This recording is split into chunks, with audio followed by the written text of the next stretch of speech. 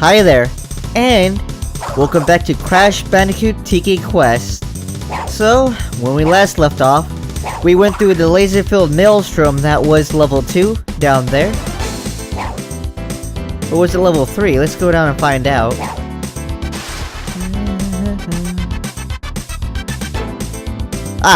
We went through the laser-filled maelstrom that was level 3, the loathsome layer.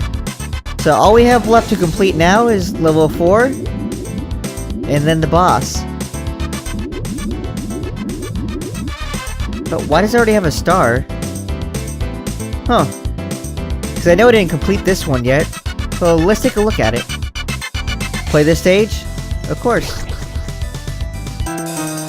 And so here we are, the penultimate level before the final boss. Now, don't let the gaudy colors fool you. That's there to trick you. Because if you notice, right above us, hidden by the level design itself, is aliens that shoot lasers down on us. And that red guy, which you can barely see, even though he's on the platform next to you. Now, originally on my run through of this, I couldn't see him at all and I didn't notice he was there until he fired on me. These guys come back, but now they were hidden by the fake transparency of the tube here. And that's the general theme of this level, actually, is the fact that it's gonna hide a lot of nasty stuff. Like right here, there's lasers there, but we got past them. Now, if you didn't know they were there, you wouldn't be able to see them because of the way that tubing works. Oh well, at least we're past that, right? So now we got a pyramid with shooters, runners, and I think another shield guy. There he is. He's simple. You can just let him run off the edge of the cliff to his death. We don't have to worry about him. But now we're here. This is the first of a few fighting rooms that this level actually has. Our objective here is to clear out all the enemies. And then you have the shooter guys again, sitting right up there, shooting at ya. And they're a pain in the butt. Looks like the explosion didn't even hurt that one. Now the ground pounder down there, he's not going to be a problem. We can let him be. Our main issue here is that guy. So as soon as we can clear him out, we should be able to move down. And, oh, copy UFO, there we go. And take out the ground pounder and clear out this area. So let's see what we can do here. Bam. Perfect. There's no healing items in any of these blocks, so we won't worry about them. And now we're left with the least threatening enemies here, the runners. And like so, with the room cleared, door opens, and now we're here. Gosh, I always like how those mines just kill the enemies. Of course, we still have to watch out for it ourselves. Now this upcoming room, it's really not that hard. It's just an enemy gauntlet. All this room is a large hallway that's filled with mines at first, and once you get here, it's spaceships.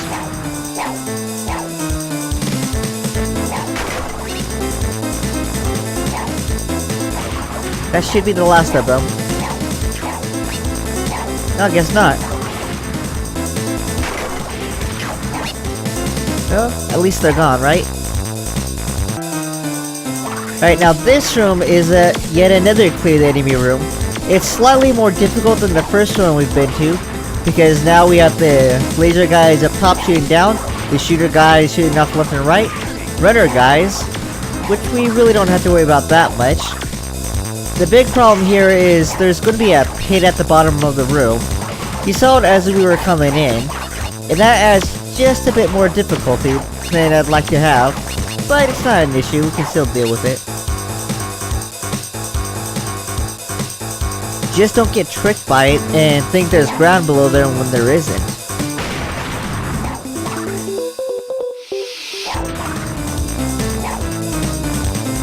That should be the last enemy right there.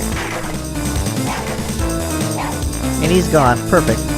So now we go up to where the laser shooters were, and we can leave this room.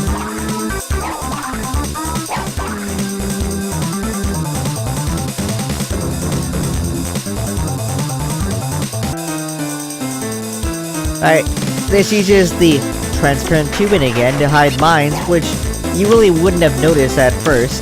Then you have the laser, these guys, which these guys aren't an issue since we can see them clearly, we can sidestep through their stuff. And now we have the shield guys showing up again. These guys are slightly more difficult, but not really. You still have to jump over them, slash them from behind. They'll have a more difficult flavor just a bit further in.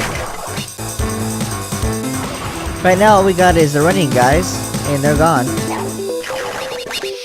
Alright, so this next part coming up, you're gonna have a bunch of running guys and a ground pounder. The ground pounders are hard to see and their shark waves are hard to see. If you're not careful, you can take a lot of damage, or even die. But we handled them pretty well.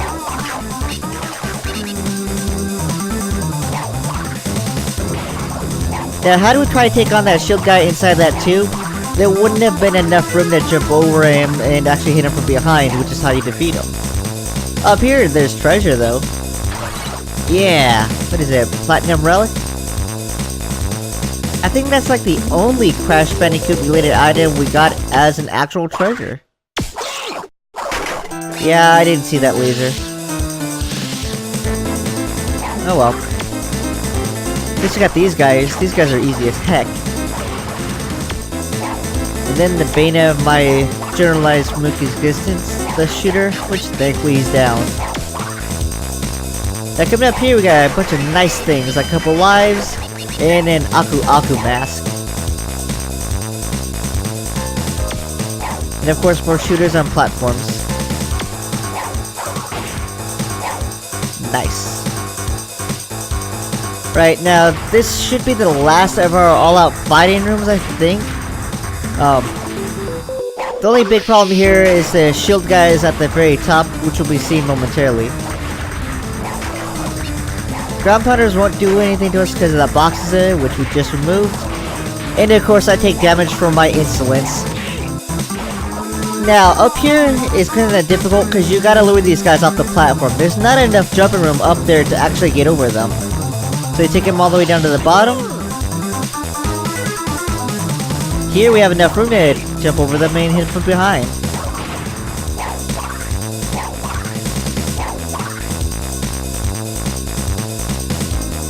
Of course, one more shield guy.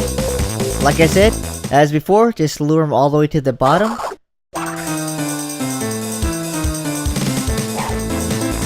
And jump over him, and then slash. Perfect. So all that's left now is a bunch of weak enemies. The runner mooks, and then the, I actually forgot this guy's name already. Well, let's call them clockwork mooks. And I do like the slide because it's freaking cool. We're gonna use a little bit more right here. Ready? Go! Nice. Go! Perfect. And 3.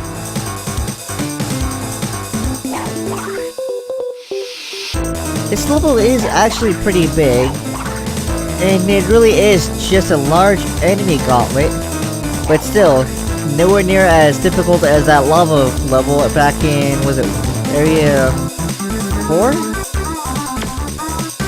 Uh-oh. There we got moving mines. This is not an issue. It's time, so as long as you got the timing down, you're set.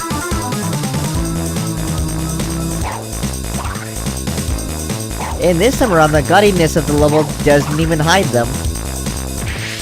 Ooh, there's an exit. Let's take it. Yay, and 1 up.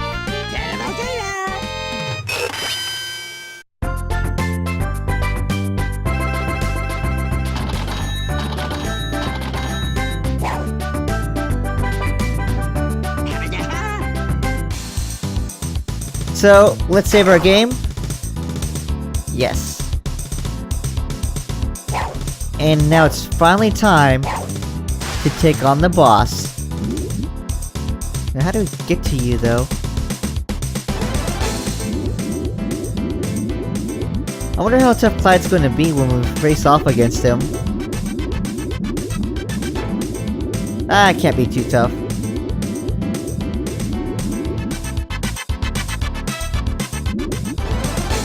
So let's do it. Let's go for the rematch.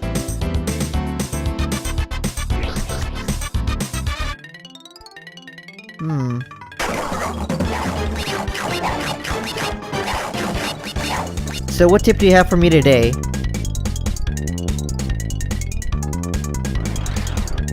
Oh. Alright. We'll see how that fares.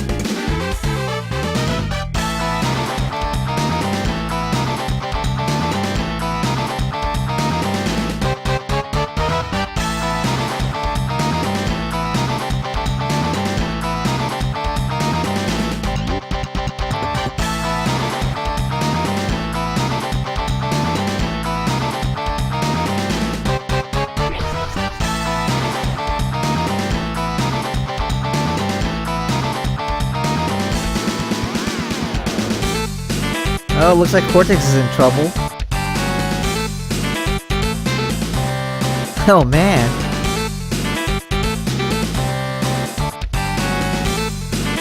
Yeah, why can't you, Clyde? Uh-oh.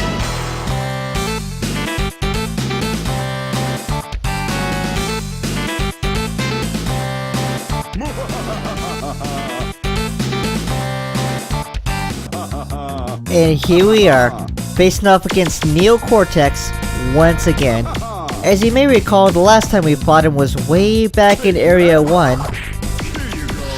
So here's how this fight works. He's gonna shoot lasers at you in this phase. 2 fast, 1 slow. As you saw there, right? So after he shoots that slow one, he's gonna shoot at a little green ball. And you gotta hit that ball so it goes up to the top of the screen. Takes 3 of these balls to actually damage him. Like that, right? So now he's in phase 2 of the fight. He's gonna shoot a column of spikes, or I'm sorry, energy, which you can actually dodge by sitting at the top of the screen. Because he shoots them from the bottom of the ship, and he bounces back down once the top of the ship hits the screen. After that, he shoots, well, you can see right there, bouncing green lasers, and then the energy ball that we have to hit.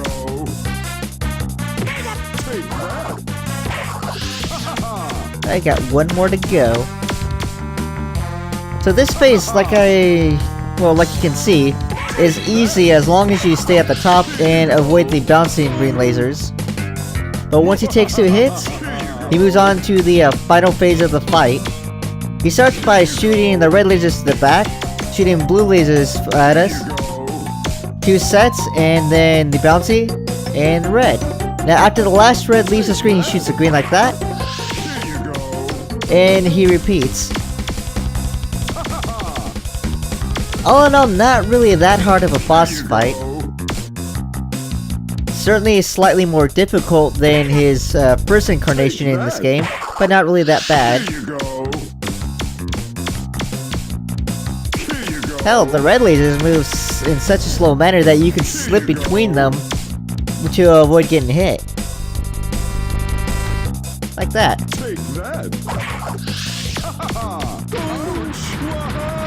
And with that, Dr. Cortex is down once again.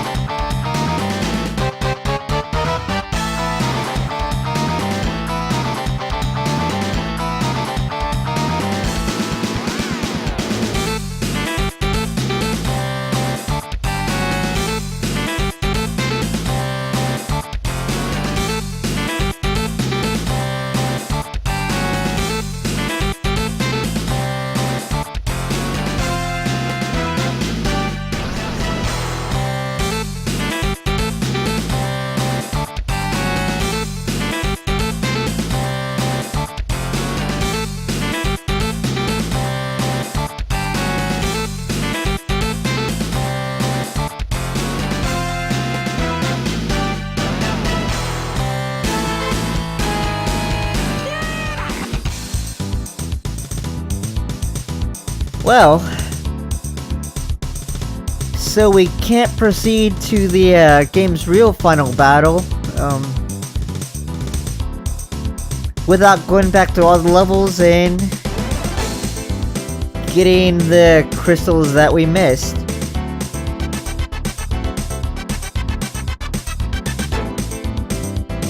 Huh. So instead of playing practically the whole game all over again trying to find the various crystals that I missed, I instead went online and found a speedrun of the game and spliced that in right here. Unfortunately, that means we lost the ability to actually read all the dialogue unless you pause the video. Now, this speedrun is done by a Hairless Peanut. Although I like the quality, the only other video I could find of this fight was from the game's developer from, what, 3 years ago? And the quality on that was not the greatest, so I didn't use it. Now, Clyde here is kinda different from most of the other bosses we have, besides shooting energy beams at us without using a robot, or a machine of any kind. He actually has no X action like the Neocortex fight in the very beginning of the game. What you gotta do is dodge all his projectiles, and looks like spinning blades, right? When he shoots a rainbow ball, you hit the rainbow ball back at him, it knocks out his shield, you go up to the shield, or you go to him, knock him down like so, and then keep hitting him as he bounces around.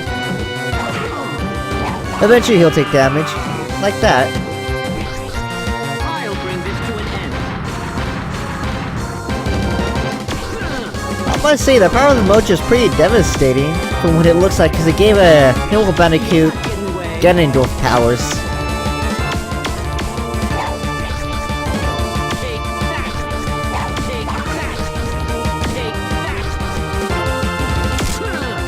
But I think he's almost done.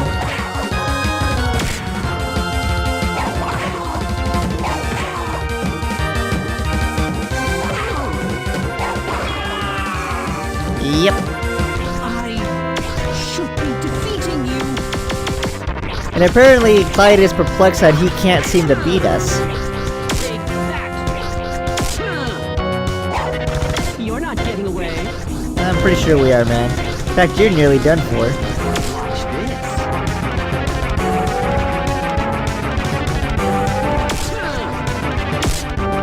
So it's this phase here where he shoots the rainbow ball. Alright, there we are. And that's the end.